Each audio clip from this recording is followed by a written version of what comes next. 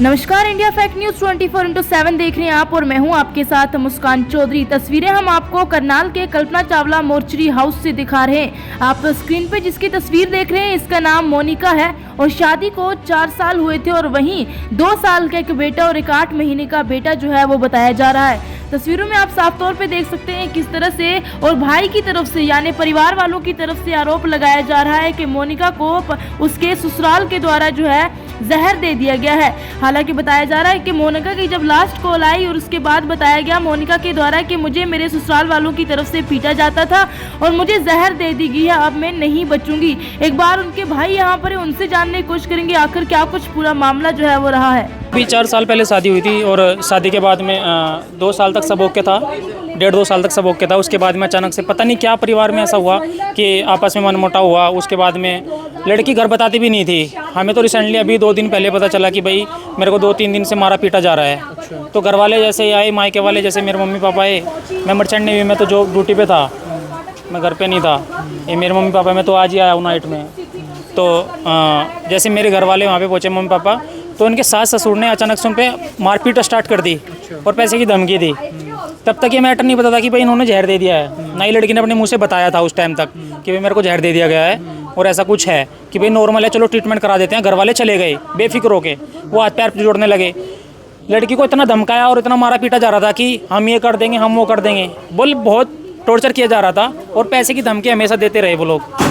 जबकि शादी में सब कुछ दहेज वेज सब कुछ दिया, ऐसा नहीं है कि भी कुछ दिया नहीं है।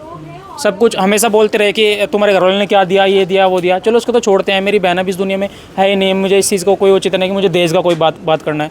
मेरे को तो इतना है कि मेरी बहन चली गई है इस दुनिया से, अब इस पर इतनी ऐसी कार्रवाई हो कि ऐसा किसी दूसरी बहन के साथ में ना हो। अभी रक्षाबंधन आने वाला है, रिसेंटली मैं सोच रहा था कि छुट्टी जाऊँगा और रक्षाबंधन से पहले आना पड़ गया। अभी एक भाई के लिए इतना बड़ा दुख, इससे बड़ा और क्या ही हो सकता है। मैं नहीं मानता कुछ और होगा इससे बड़ा। तो अचानक कल फ़ोन आया उसका मोनिका का कि उसके लास्ट शब्द जो थे ना वो ये थे कि मैं शायद अब नहीं बचूंगी। उसके लास्ट शब्द ये थे। और इन लोगों के ऊपर आपके पास फ़ोन आया? मेरे पास नहीं, भाई के पास फ़ोन आया। मैं तो ड्यूटी पे था, मैं तो आज ही आया हूँ सुबह।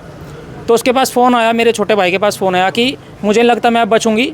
और उन्होंने नाम लिया है अपने पति का, उनका नाम मनीष है, और उनके ससुर का क्या नाम है उनके? ससुर का नाम करसनपाल है और उसके देवर को भगत कुछ ऐसा करके बोलते हैं, बालू। और उसके डॉक्टर का नाम क्या है, वो जो ताऊ का लड़का है, सोनू, उनका नाम सोनू है। डॉक्टर उनके ताऊ के लड़के हैं। और एक काली बोलते हैं करके कुछ ऐसा नाम, उसकी ननंद है बड़े वाली। और उसकी एक देवरानी है, मैं तो नाम नहीं जानता, और की सास है। उन्होंने 2 दिन तक उसको पीटा। और मेरी बहन थोड़ा कम पढ़ी लिखी थी, मैं ये नहीं बोल रहा कि वो ज़्यादा एजुकेटेड थी, बातों को दबाती थी और समझती थी अपनी फैमिली की सिचुएशन क्या है। मेरे माँ बहन भाई ऐसे नहीं है, लड़ाई टाइप के नहीं है। और ये लोग हमेशा धमकी देते रहे, कभी किसी प्रकार की, हम ये कर देंगे, हम वो कर देंगे। तो उसके लास्ट शब्द जो थे ना कि मैं शायद नहीं बचूंगी अब, तो उसके लास्ट शब्द जो थे ना नहीं बचूंगी और इनके ऊपर कार्रवाई होनी चाहिए। उसके बाद में खलबली मच गई मायके में। और कम से कम हम लोग 20-25, मैं तो नहीं था, मेरे पापा मम्मी भाई बहन सब लोग, ये जो पीछे देख भी रहे हैं, सब लोग वहाँ पहुँचे। और पहुँचने के बाद में लड़की वहाँ नहीं मिली। लड़की को वो लेके फरार हो चुके थे। उस जो पोजीशन पे था ना उस टाइम पे उसका ससुर था और सास थी। वो ऐसा नॉर्मल बिहेवियर कर रहे थे इन लोगों के साथ में कि यहाँ पे कुछ नहीं हुआ ऐसा। बल्कि उसका जो देवर है, उसका जो हस्बैंड है और उसके ताऊ का लड़का है, जो जिसके लड़की थी, जो हमारे जीजा लगते हैं, उसके ताऊ का लड़का है जो वो डॉक्टर, वो और उसकी देवरानी, ये 4-5 लोग गाड़ी में लेके उसको यूपी छोड़ के हरियाणा में निकल चुके थे। कि हमें ऐसा लगता है कि लड़की डेथ शायद घर पे की है या हॉस्पिटल में की है, हम लोग कंफर्म नहीं हुआ अभी तक।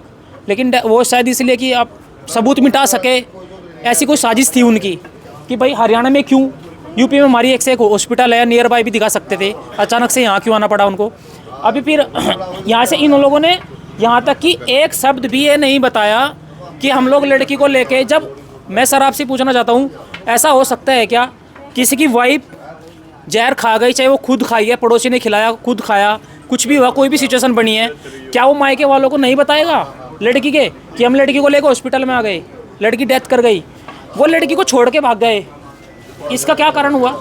जबकि लड़की वालों में कोई, हाँ जी वो लड़की को छोड़ के भाग गए, जबकि उसका मनीष मिला है और उसके ताऊ का लड़का जो डॉक्टर है वो सोनू कुछ करके नाम है उसका, वो मिला है बस मौके पे। बाकी सब लोग फरार हैं। पुलिस ने अब तक उनको नहीं उठाया। पुलिस रिपोर्ट की वेट कर रही है कि रिपोर्ट आएगी उसके बाद में कार्रवाई होगी। हम सब लोग वेट ही कर रहे हैं कि कब रिपोर्ट आए, भी टाइम लगेगा शायद। पुलिस अब तक आई नहीं है, पुलिस का वेट कर रहे हैं। जब बस आप यहाँ पहुँचे आपको लड़की जिंदा मिली? जिंदा नहीं, क्या हुआ? नहीं वो डेथ कर गई थी। अच्छा। वो तो थी ही नहीं दुनिया में।